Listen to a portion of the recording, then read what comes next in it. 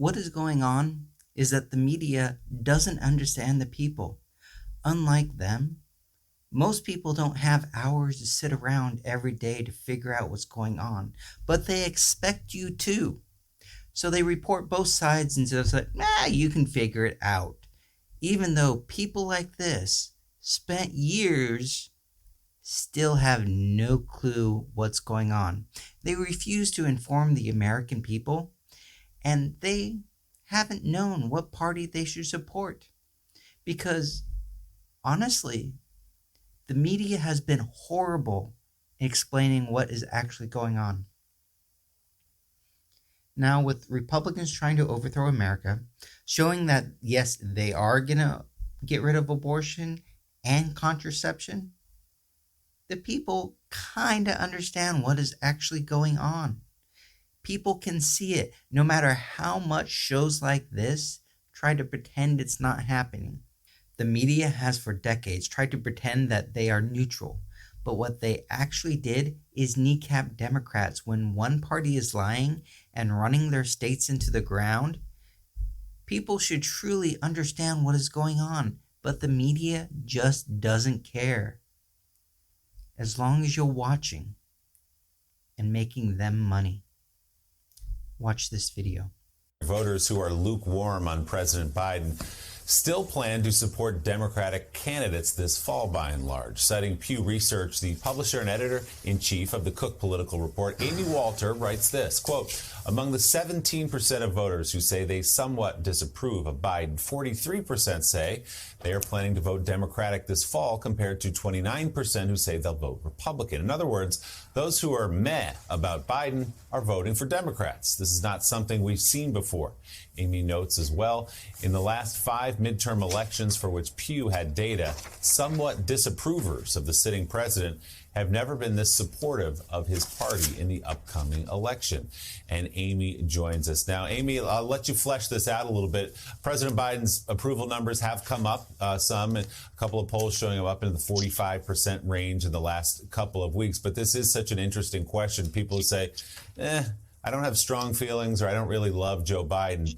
But is this just a rejection of what they're seeing on the other side of the ticket? Well, that's the question, right? And what we know normally in midterm elections is that about 90% of the people who disapprove of the sitting president vote against that president's party, against the candidate down ballot of that president's party. And those who say they think the president's doing a good job or a pretty good job vote for that president's party. But here we have, as I cited in that story from Pew, research that suggests that we've never had voters who are like, they don't deeply dislike the president, but they said they don't really like him that much, saying, for now, I would go with a Democratic candidate over a Republican. And I think we have a couple of factors here at play. One is that so many of these voters are younger.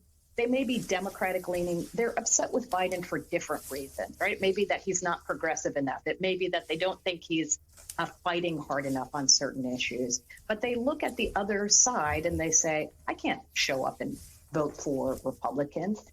And I think we've been seeing this pattern, Willie, for quite some time. Remember in 2016, there were that group, that small but important group of voters who said, I don't like Hillary Clinton. I don't like Donald Trump. I've got to pick one of them. And in the end, they broke disproportionately to Donald Trump. And so these conflicted voters who say, I don't know, I have two terrible choices. The big question for Democrats is, will they show up and vote at all? Because, as I said, they're younger, they're not as engaged in elections. So for Democrats, keeping those folks focused on the things that make them angry about Republicans, namely, as Sahel pointed out, abortion, but also Donald Trump. 90% of those that disapprove of the president vote the other way. This is how influential the media is, and they clearly don't understand it. Why would a unsuccessful president mean that you should vote for the other side? What part of a president's popularity should actually go into voting? How dumb can they be? Why did the American people vote for Twitler? Why did they break that way? Maybe it was because the media ignored the crimes of Trump that he openly admitted to and investigated Hillary Clinton for 18 months. Even though there were no crimes, Republicans investigated Hillary over 20 times, never found any crimes. So why did the media, believe that this time around, the Republicans were actually going to find evidence of crimes on Hillary? It's not really logical now, is it? The media failed America, and Morning Joe is just showing once again they don't know what the hell is going on. So you mentioned abortion. A new Wall Street Journal poll finds abortion access is changing the political landscape ahead of the midterms.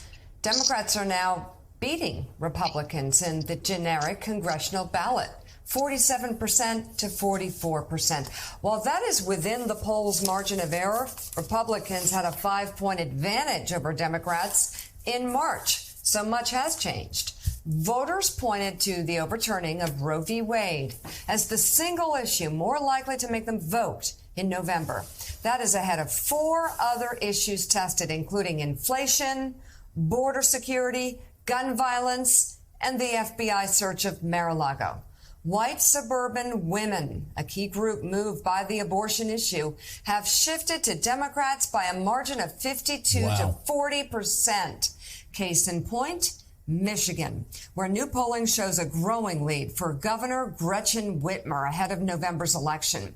The Democrat has a 13-point advantage over Republican challenger Tudor Dixon.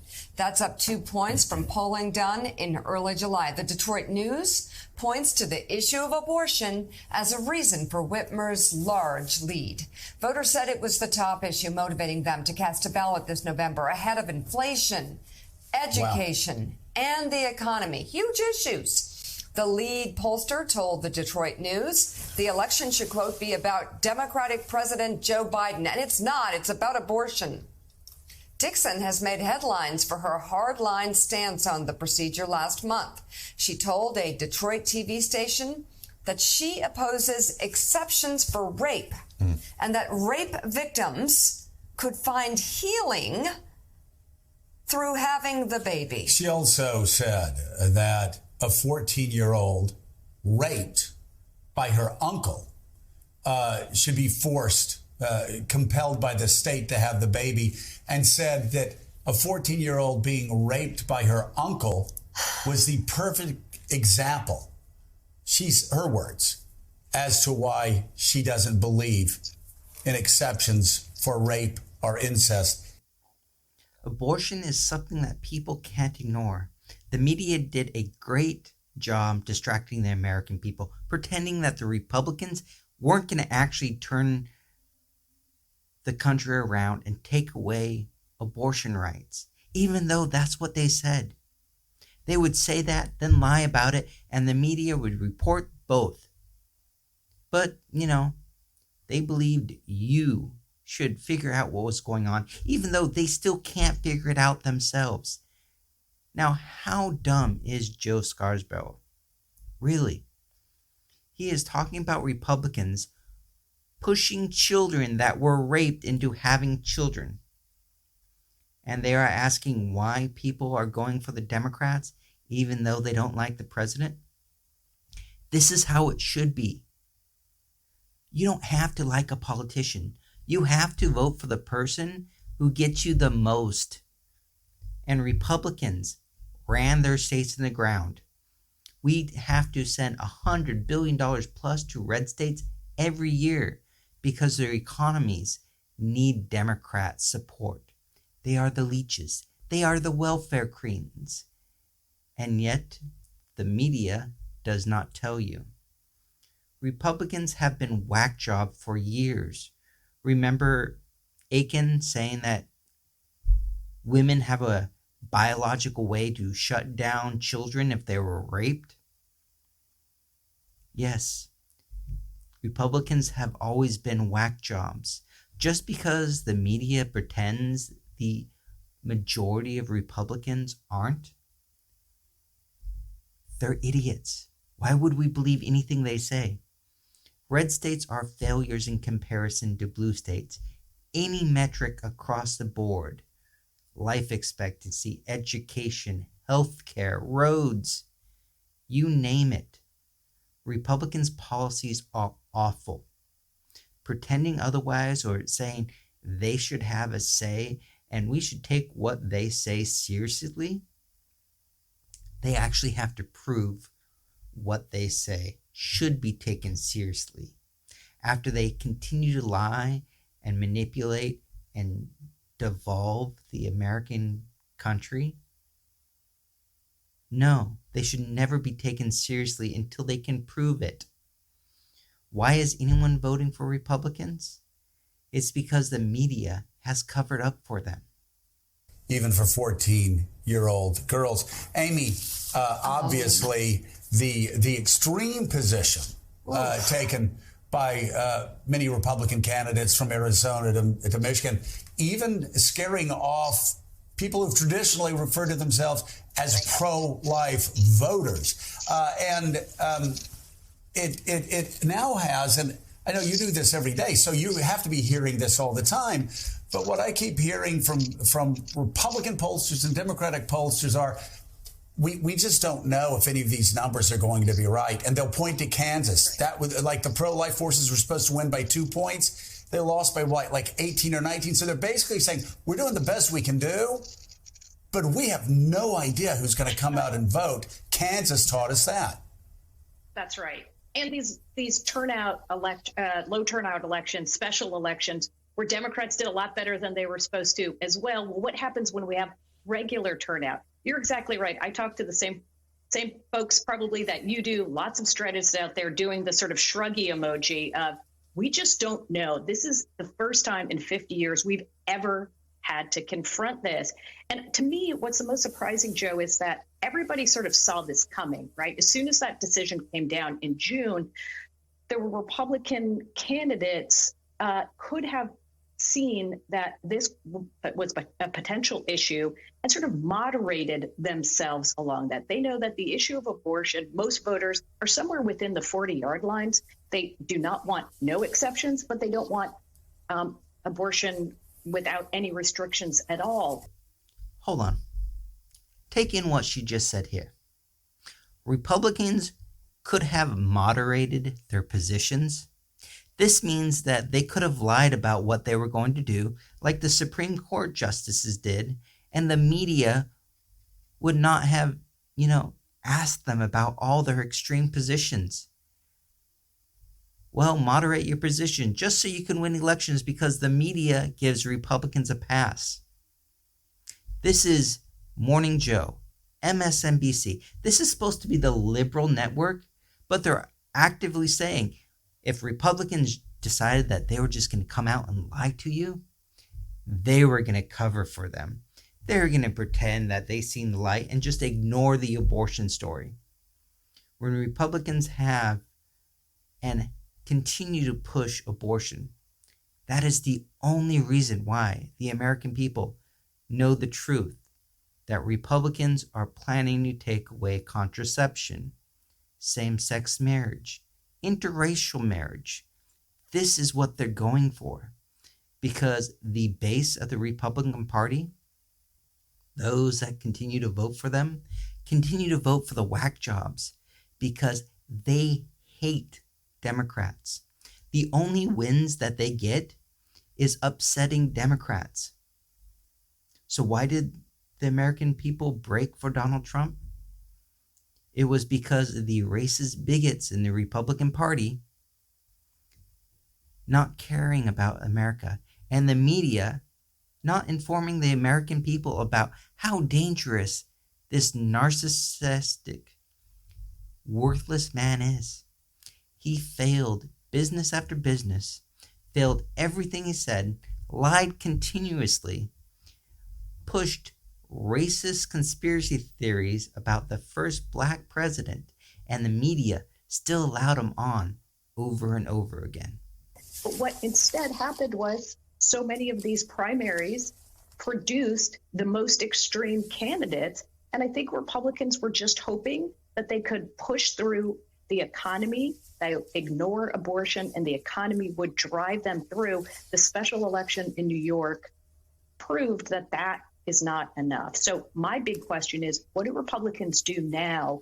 We've seen some of them sort of go in and scrub their websites of references to abortion, but many of them are on tape making these claims. Tudor Dixon being a prime example of this, with no exceptions whatsoever. But are we going to see Republicans now go in and start trying to protect themselves or proactively try to moderate themselves in the way we've seen Democrats try to preemptively push away attacks from Republicans about being soft on crime, about defunding the police? We've seen so many Democrats come out, try to take that off the table, but we just haven't seen Republicans do that on abortion.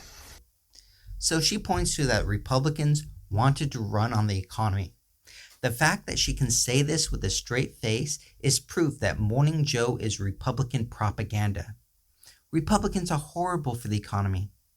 Not only have they ran their states in the ground so that they're leeches on the American dream, the heartland became a bleeding, festering wound. Every time a Republican gets into office, he runs the economy into the ground. For the past 30 years, Republicans have caused recessions. The Great Recession, George W. Bush. Because Trump didn't want to deal with COVID, he ran the economy into the ground. It's only a Democratic president, both times, that fixed the economy. So, why did Republicans want to run on the economy? Because the media was willing to give them a pass and ignore the abortion, even though dozen plus states now have blanket abortion bans because of all their trigger laws. And we now see abortion for the life of the mother was always a lie. No matter how many times progressives told people that, no one would listen. And the media right now on this show is showing you once again that they will ignore all reality to support Republicans. Run on crime? Here's a little hint. Republican states have 40% more violent crime, 30% more property crime. The only reason they can run on crime is the media is willing to give them a pass. MSNBC is going to laugh at Vance's stupidity for scheduling a rally at the wrong time. However, how about we laugh at him for some of the other stuff he's done? When he demanded and set up anti-free speeches at his rally that the media can't record and see the racist, bigoted stuff that he says to, inform the American people. How about when Vance suggested that divorce is the wrong way to go, even if you're abused by your husband? Your husband smacks you around. Getting divorced increases spousal abuse. And then, his little hand-waving thing and the media just accepted it. Oh, I didn't actually say women that are smacked around by the husband should stay. He said divorce makes more women smacked around by their husbands. Who would actually buy that other than the media? Vance calls for an end to U.S. funding in Ukraine. So, is he for letting Russia run roughshod over another country, committing genocide?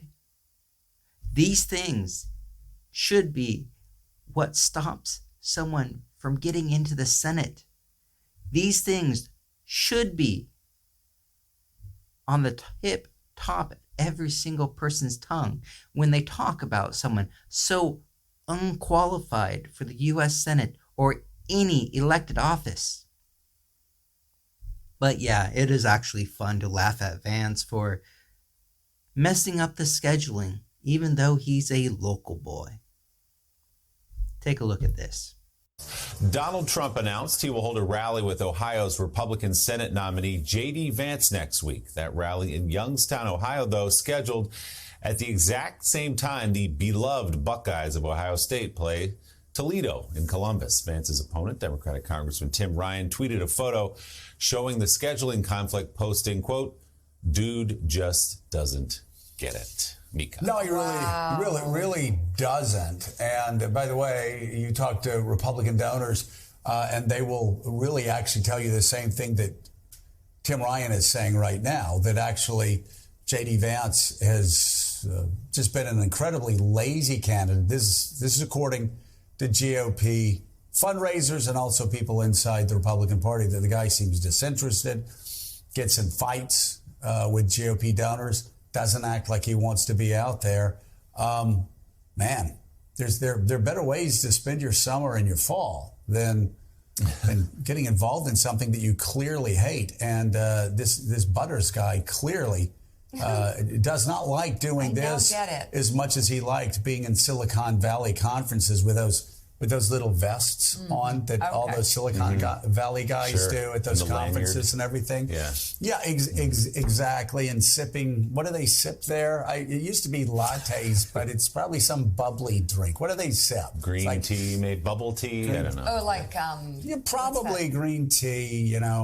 Chased with some avocado. Chai. Toast. Okay. No, it's great. I'm not knocking people who do that, okay? It's been a slow fundraising I'm a sweet tea guy. Summer. But the bottom line, Willie, is that this guy, he doesn't act like he wants to be out there. Doesn't act like he wants to be campaigning. And so if you don't like campaigning in Ohio and you don't like seeing people, just schedule your event when the Buckeyes play. Thank you.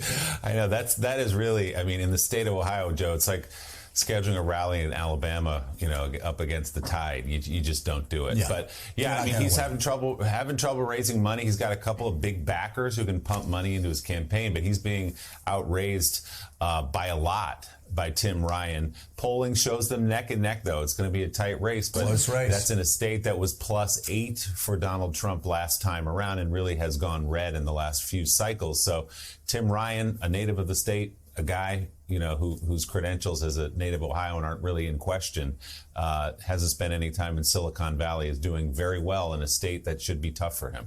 Bringing forward the fact that he's lazy, yeah, that is good. Because the American people should know if their senator is lazy. They should also know if he supports genocide, wants to end divorces so battered women have to stay with their husbands, and needs the media to ignore all the racist stuff so he can get elected. But laughing at politicians is fun and easy. And the Morning Joe folks don't actually have to think all that much, do they? How about they point out this is just another Republican candidate that is a full-on whack job, not fit to hold office. We got a half dozen running for the Senate alone, not to mention all the QAnon folks, which is, Nazi propaganda is the Elder Scroll of Zion all over again.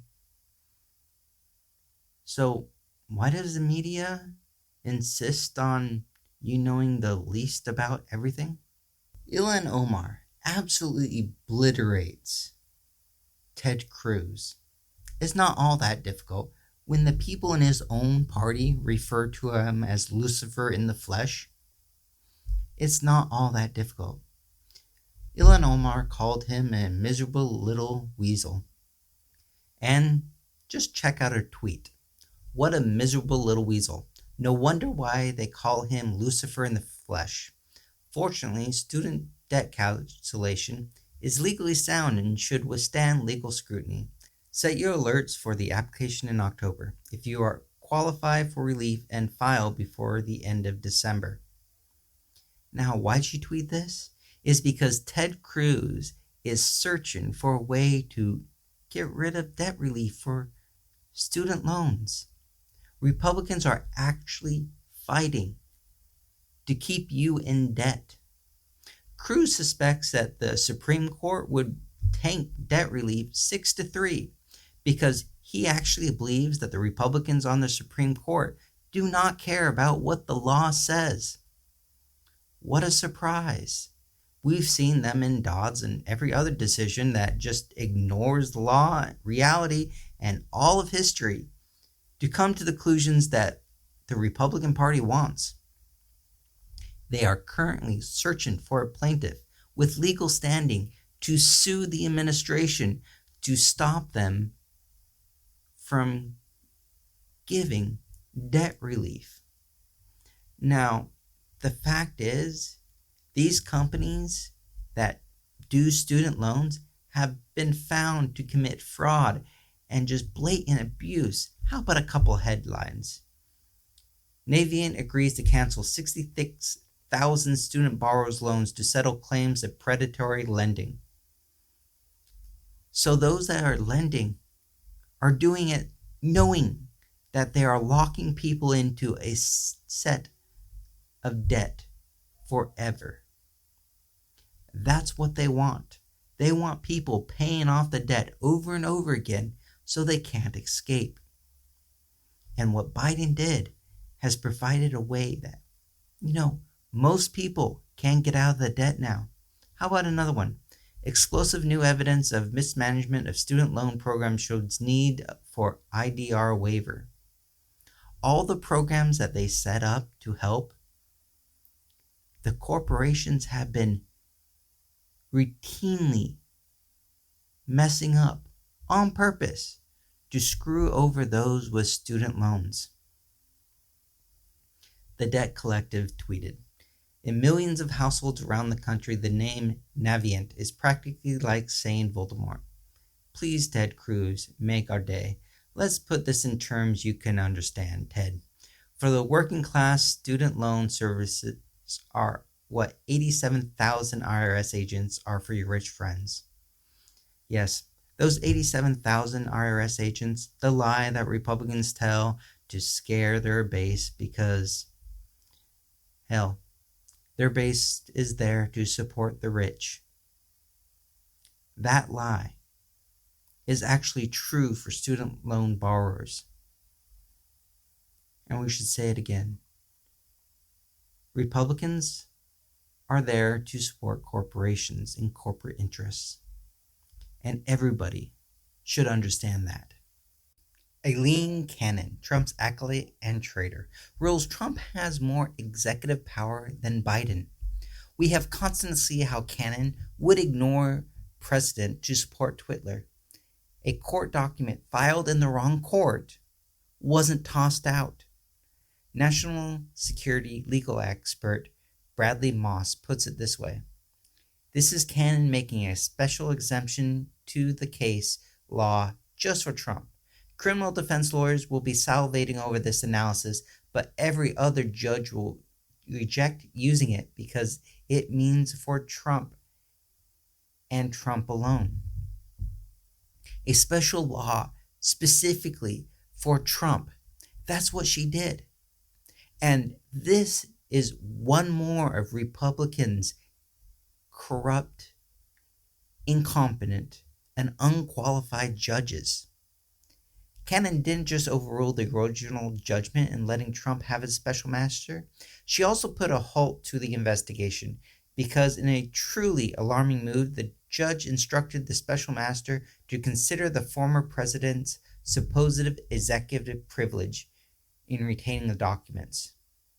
So she just put in new case law, a new requirement that has never existed for Trump and Trump alone. Now, what exactly do they need to do? They need to go out and find a special master that has special clearance. Some of the stuff that Trump had, there's only a dozen people in the administration that have clearance to even see it.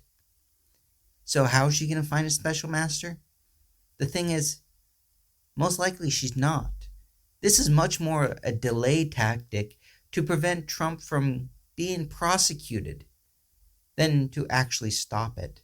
Because what she did was say the administration can't actually look at their own files or use them in any way until Trump has someone that looks them over for him. And it's unlikely they're going to find a special master with those requirements. Boston University law professor Robert Sy noted on Twitter, "It's a hell of a thing if the mere assertion of executive privilege by someone who no longer holds office can stop an existing office holder from engaging in a core executive function." That's the thing. Trump is using this idiotic notion to stop Biden from doing his job. And Trader Cannon is Trump's little slave and will do whatever he wants. Twitler went judge shopping, violating every norm of the court. And once again, Republicans bend over backwards to destroy the United States to please him. And Cannon further delegitimized the court. The media ignores the stupidity of Republicans' rulings because no rational person would see anything the Republicans do as legitimate. What went on here? Twitter went to the wrong court because he knew she believed conspiracies and would be wholly corrupt. The illegitimate judge ignored everything to give Twitter what he wanted and more because he just did not give him what he asked for. She said, well, it's obviously he was asking for this too, so I'm just going to give this to him as well.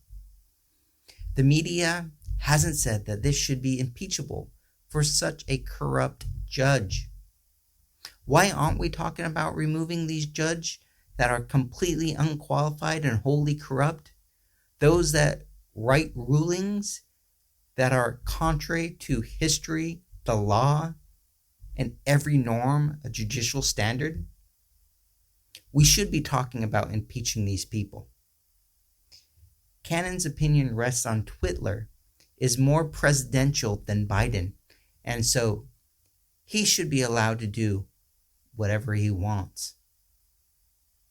Yeah, it's time to impeach these judges. German publishing giant Axel Springer purchased the fast-growing political journal Politico last year for more than $1 billion. CEO Matt Domer has expressed concern that legacy newspapers like the New York Times and Washington Post have drifted too far to the left, while Republicans exist in alternative facts, blatant lies. He has continued to lie about how he wanted to be nonpartisan. Let's just look at his stupidity. He actually believes that the media is left-wing. Yes, he is too dumb to understand what is really going on. Now for who he really is. He emailed his employees to pray for Twitler, believes Twitler has done more for America in the last 50 years than any other president, and lied about it when he was confronted about his email. Then when he was shown the actual printout, his response and blatant lies were extremely pathetic. He said it might be possible that he sent it as an ironic, provocative statement in the circle of people that hate Donald Trump. That is me, Duffner said. That could be. Does he hate Twitler and isn't partisan, or just a rich douche who doesn't care about anything but supporting his own? Yeah, it's the douche. The fact that we're getting another newspaper that is trying to tack towards the middle when they're already a right-wing paper, we're getting another right-wing wag. Worthless paper that nothing that they print should be taken seriously. Politico, another lost paper. Even though they weren't very good in the first place, now nothing that they print can be trusted. What happens when you're sued for $1.6 billion for defamation and there is an email that begs you to stop lying? Dominion Voting Systems is suing Fox and many other right-wing nutcases. Were they blatantly lying, or has Republican media drifted into being just that stupid. In the email, the producer warns Fox cannot let host Jeanine Pirro back on the air. She is pulling conspiracy theories from the dark corners of the web to justify then President Donald Trump's lies that the election had been stolen from him. So it was blatantly allowing people to come on air and lie. The question is, will the judge treat this as it should be? That there is literally nothing on Fox that is reality? And that they did defame a $1 billion company. They have many people that have pushed to cancel the contracts, got them canceled, and they cited Fox News coverage. So they do have a case. The only question is, will the right-wing courts allow this case to actually be prosecuted like it should be? How many other times has Fox News completely lied about what was going on? How about Seth Rich, the 27-year-old DC staffer for the DNC? Remember him? They pushed a delusional conspiracy theory that the DNC had him killed. And they got sued over it. The fact is, Fox News would get sued a lot more often if the people actually had power. But Fox News has money and they will drag everything out for as long as possible. But Dominion also has money. Yeah, so Fox News will learn to punch down more. The reality is you should pity Republicans because this is where they get the news.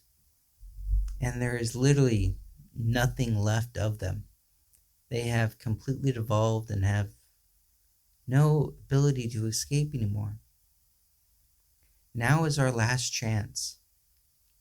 With their completely going batshit crazy, it's our last chance to avoid the civil war and lots of bloodshed. Get your friends, get them out to vote, because this could very well be the last election in the United States. A state court for the first time on Tuesday ruled that the January 6, 2021 attack on the U.S. Capitol was an insurrection. Crew filed a lawsuit against Otero County Commissioner Corey Griffin earlier this year after he was charged with breaching and occupying Capitol grounds, a crime for which he was later convicted. This is a massive deal. After multiple courts just ignored the law and threw things out, we finally have a ruling that can be used against the other traitors. Section 3 of the 14th Amendment states that no official can continue to hold office if they engaged in an insurrection or rebellion, or gave aid or comfort to insurrectionists after taking oath to support the Constitution of the United States. The court ruled that he forfeited his current office effective January 6, 2021. This court ruling makes clear that any current or former public official who took an oath to defend the United States Constitution and then participated in the January 6th insurrection can and will be removed and barred from government service for their actions, said Bookbinder. He also wanted to run for sheriff, but he can no longer do that either. So we're getting a little bit of justice, but it's coming way too late and nowhere near enough. A former Republican county chair in Georgia who is under criminal investigation for allegedly posing as a fake elector for Donald Trump escorted GOP operatives into an election office on the same day a voting machine was breached there. Newly released surveillance video shows just that. Not only did they catch these traitors, they also caught a consultant for another We'll Find the Fraud Failures. Video shows that Kathy Letham, a teacher and former GOP chairman of Coffee County, led a group of data forensic experts into the election office shortly before noon on January 7th, 2021, the same day the confidential software and files were allegedly copied. And we use the data forensic experts because that's what they said in the article. But shouldn't real data forensic experts understand what the law is? That they shouldn't be tampering with voting machines on the orders of a bunch of morons? So most likely these are not real, true experts. They're just people that can actually do it, and the media doesn't want to get sued. They allegedly perpetrated this at the behest of Sidney Powell.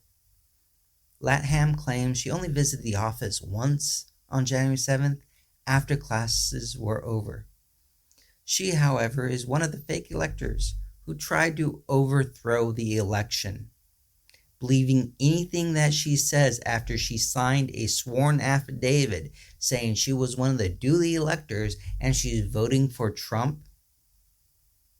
is beyond dumb. Scott Hall and Paul Maggo have also admitted to accessing a Coffee County voting machine at Powell's request. Doug Logan and Jeffrey Lindbergh visited the building twice later in January 2021, and Lindbergh making 5 additional visits there on his own. Logan was the CEO for Cyber Ninjas. The other failed "Let's find the fraud" organizations. We can once again marvel at the crimes that have insurmountable evidence that the Justice Department is dragging their feet on.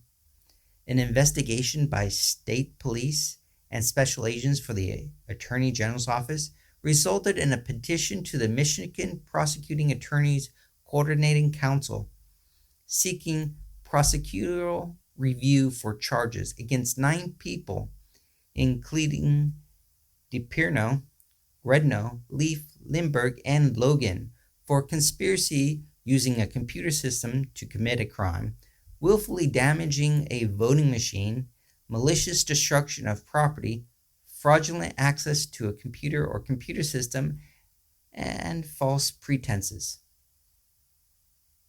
The question is, why aren't these traitors behind bars? How poor do you actually have to be for the Justice Department to do its job? There is this itty-bitty rule that the Justice Department follows. They have to be absolutely sure that they can get a conviction before they bring charges. That means if you're poor and you can't afford a good lawyer, they're going to come after you because they can get a conviction. If you're rich, on the other hand, and have lots of money to delay them and waste their time, they're much less likely to bring a case. And the more powerful friends you are, the less likely you are to get a conviction because they'll just say you're a good person, so getting a conviction on you will be difficult. Yeah, Justice Department policy supports the rich and those that are powerful. And yet, most of them believe that they're not biased to who they prosecute. Facebook, Meta, or whatever you want to call Mark Zuckerberg's company, hasn't learned anything from supporting the January 6th insurrection. Let's talk about the coup that they're supporting right now. Some of us released a new report on Facebook, and it doesn't look good. After seeing their failures in Chile, where their constitutional vote was marred by outright lies of the right, they once again get a failing grade, as these lies were propagated through Facebook itself.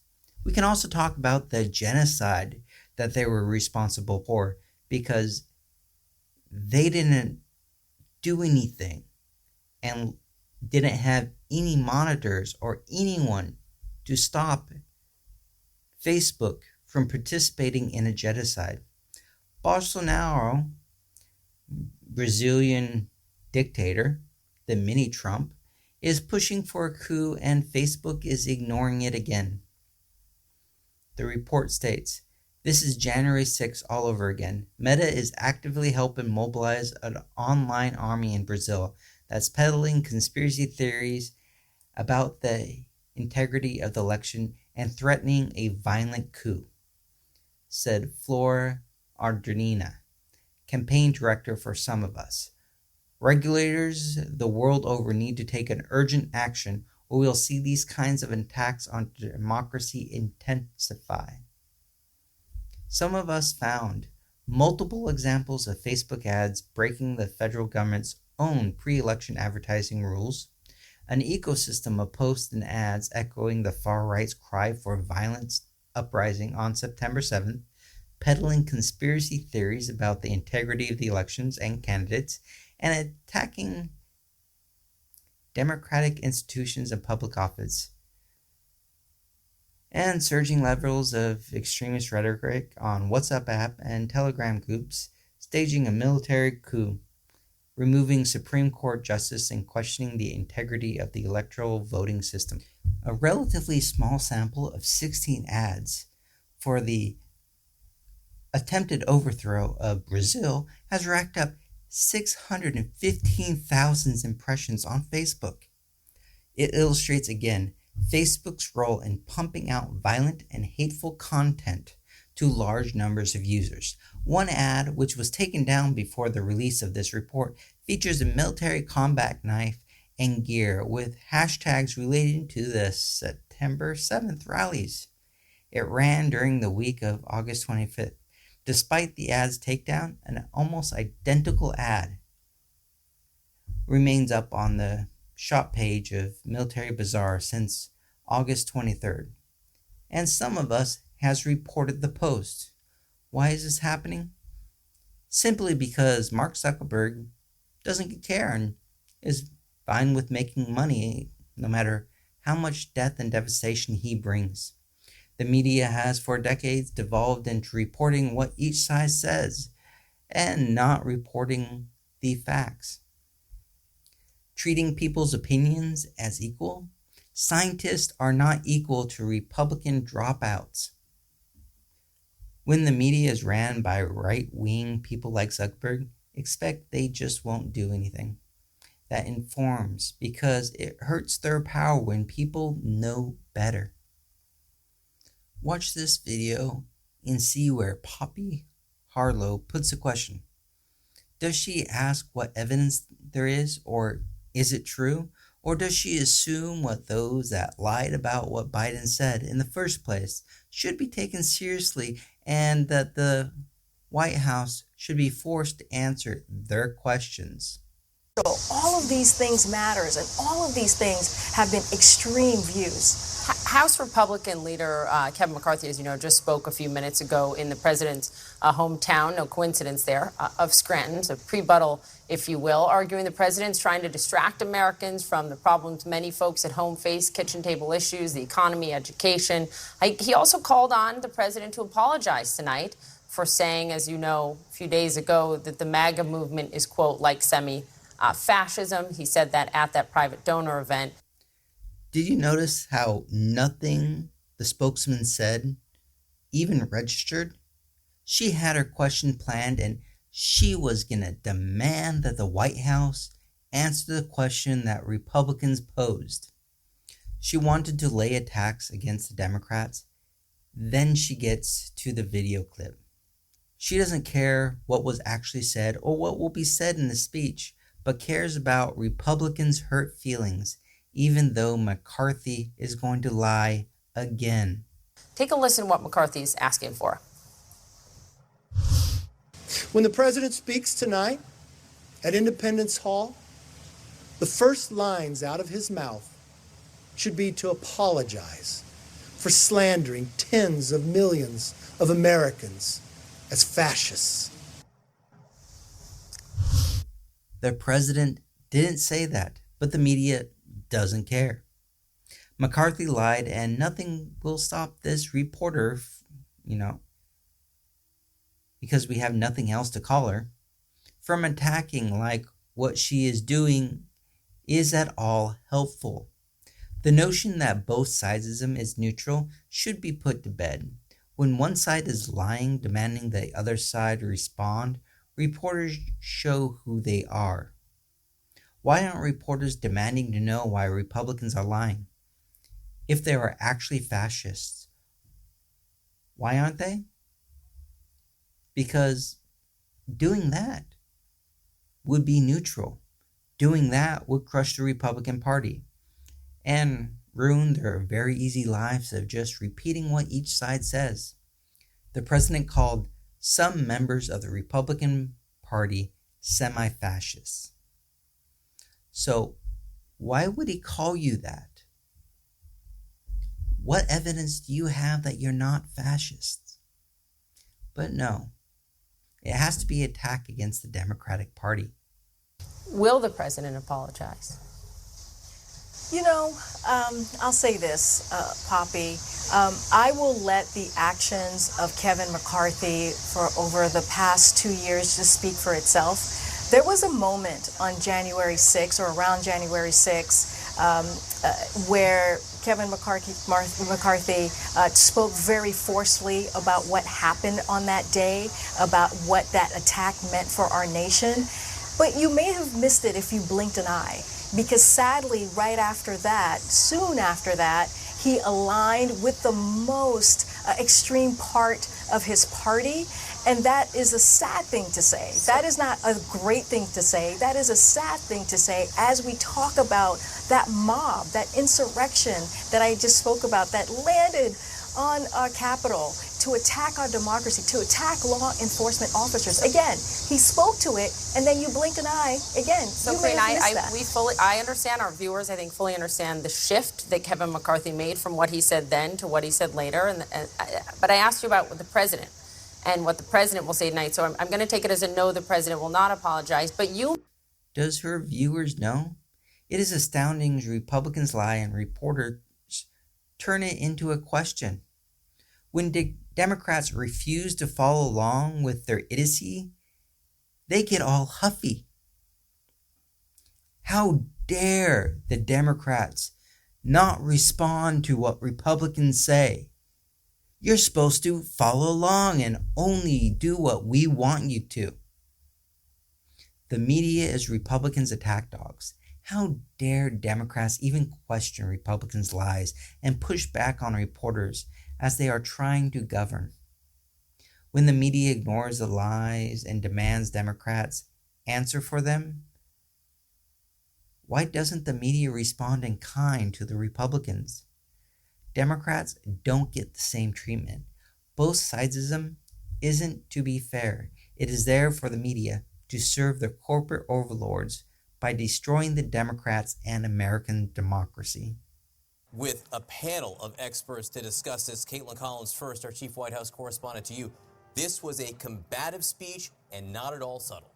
A very political speech. I think with the exception of the speech that he gave on the anniversary of January 6th at the Capitol, this might be the most political, most forceful speech in that sense that he has given since taking office. And it's a bit of a surprise because we had spoken to White House officials earlier. We asked, he is someone who strayed from naming Trump very many times during his first year in office. He often stayed away from that. So as a White House reporter, to hear him come out so quickly and name drop him so fast and talk about basically the brand of extremism that he thinks Trump has founded within the Republican Party that clearly he thinks is thriving, not in the sense that he wants it to, he came out very quickly and said Trump and said MAGA time and time again. It was a very political attack against those Republicans. He tried very hard to draw a distinction between Republicans and Republicans who style themselves after Donald Trump.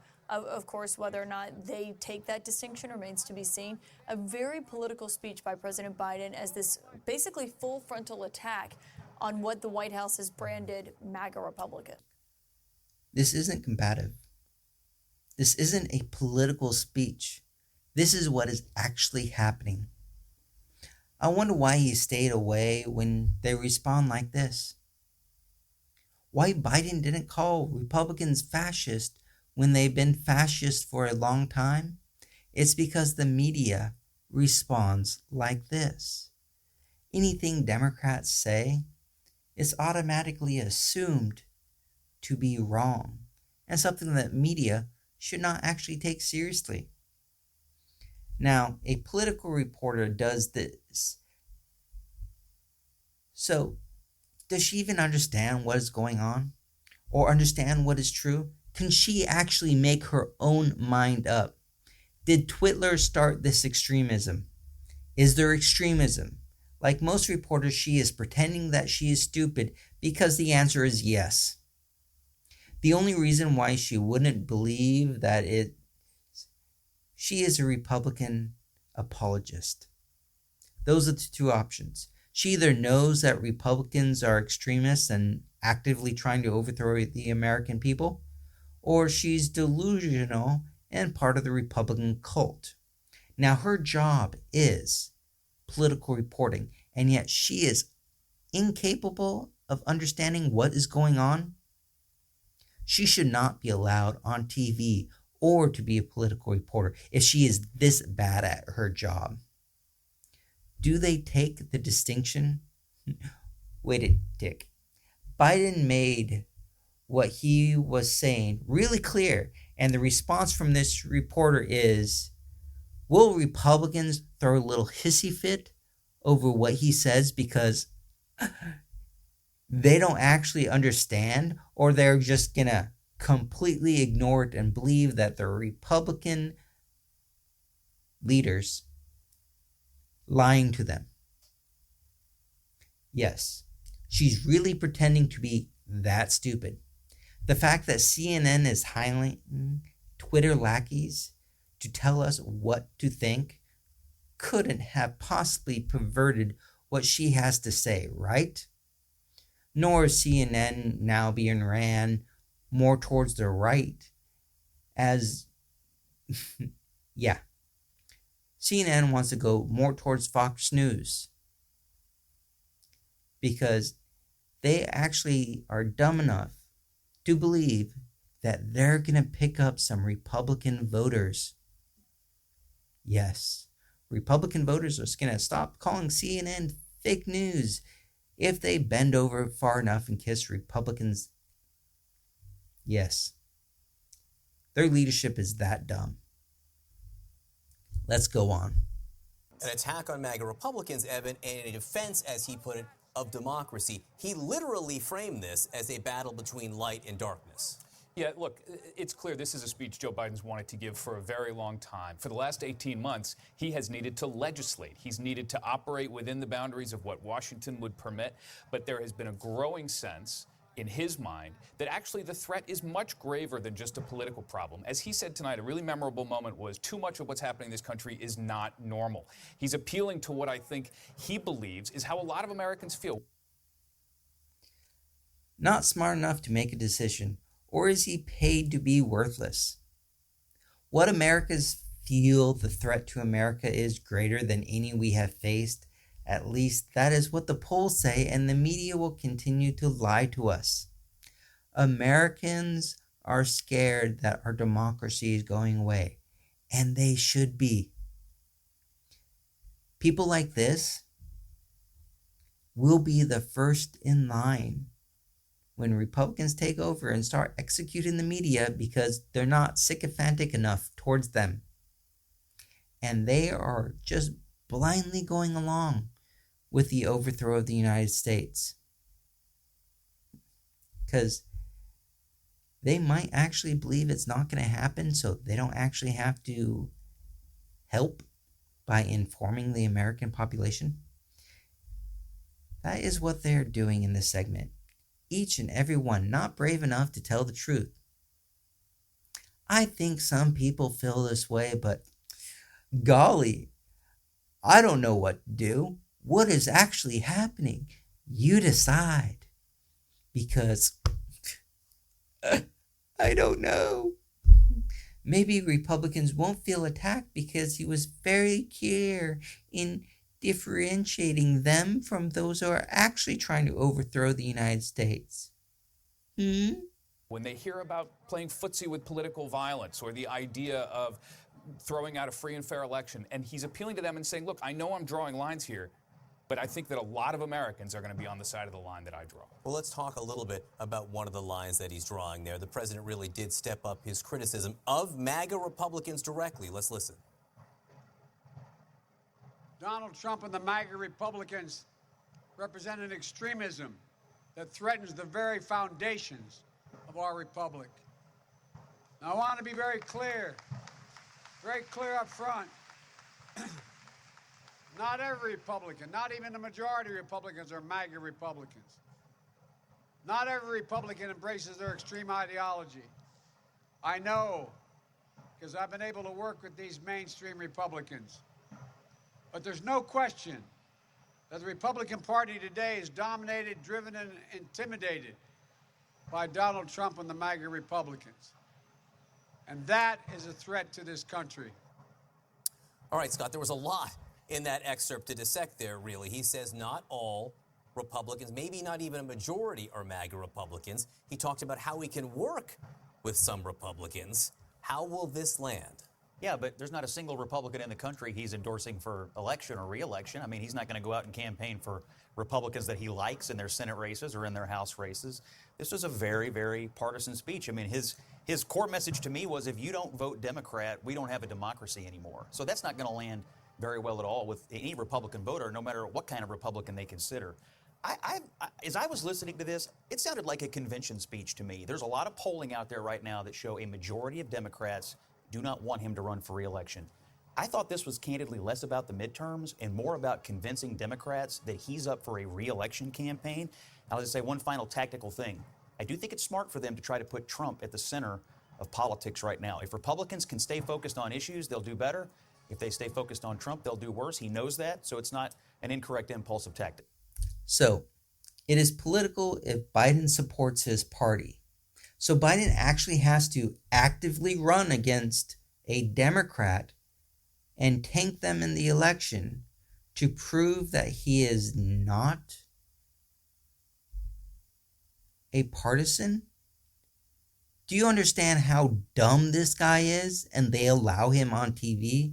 How would the Republican base take Biden coming into an election and supporting the Republican? How would they have taken that in the primaries and the Republicans? Would they have voted for Biden's guy? No. So this guy is so incredibly stupid, saying such a level of arrogance and apologetics to Republicans and just hand waving away anything Democrats say. And he's allowed on TV. Biden is wrong. Most all Republicans, case in point, this moron doesn't care what happens or what he says. Republicans won't support democracy if Democrats are in charge. Let's also take a swipe with no evidence that this is what he really believes, because it can't be that Republicans are actually trying to overthrow the United States and a Democrat scared of it. No, it's all just, political to get his party to be willing to re-vote for him. Yeah. That level of stupidity CNN sees as honest and fair analysis. It was right away. I mean, he mentioned Donald Trump's name right away and then framed the whole speech around that. Eva, you hear this talk about this being a political speech, and I don't think you could ignore any of the references to MAGA Republicans there. But for supporters of Joe Biden, for some of the voters that you've been speaking to out on the trail there, if you do believe that democracy, small d, not political democracy, but democracy is at stake, is this the type of defense that they've been wanting to hear? Absolutely, without a doubt. And something else that really stuck out to me is that he almost seemed to sort of be reclaiming patriotism. Often you hear Republicans argue that they are the pro-America party, right? The Democrats are not patriotic enough. But what was more pro-USA than this speech. And I think this is exactly what what Democratic voters wanted to hear. We honor the will of the people, right? A nod to our democracy, but also a nod to preserving reproductive rights. He is the president of all America. You mentioned before, too much of what is happening is not normal in this country. We are still at our core a democracy. I mean, all of these things, it was a very, very patriotic speech, and I think that is a lot of what Democratic voters across the country, they want to be patriotic too. They want to be part of the American story too, and I think he spoke to that. Yes, it is what we want to hear.